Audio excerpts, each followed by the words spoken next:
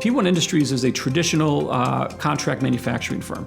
So fundamentally what we do is we invest in equipment, CNC machining equipment, fabrication capabilities, service capabilities, factories, engineering, supply chain. And fundamentally what large companies will do is, like a General Electric, for example, they design a turbine. There might be several piece parts or components that they outsource to smaller shops.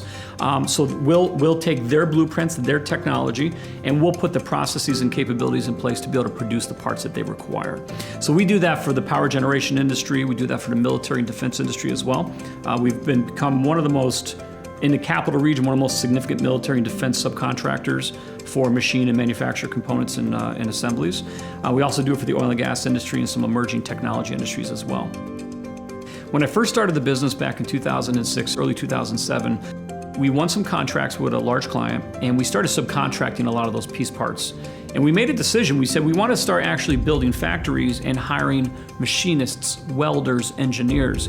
And what we discovered at the time is the machining trade is an exceptionally gifted and talented skill set. It's a hard developed skill. You know, a machinist is a software programmer, they're an engineer, they're a maintenance technician, you know, they're a supply chain person. They have this process or knowledge which is so deep and so broad that makes them so successful and so valuable in our industry, but they don't exist.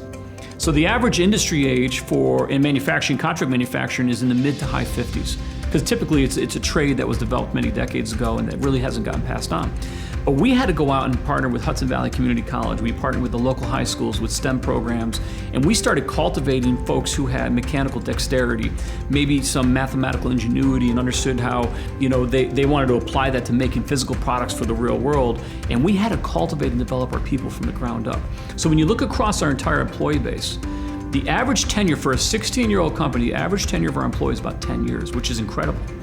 And the average age is about 30. So we have an exceptionally young, vibrant, and well-educated workforce who we've developed from the ground up. And that's tried and true our greatest differentiator as a manufacturing company. If you look at Schenectady, it has an incredible industrial heritage to it. So from our perspective, we wanted to revitalize American manufacturing in this great city.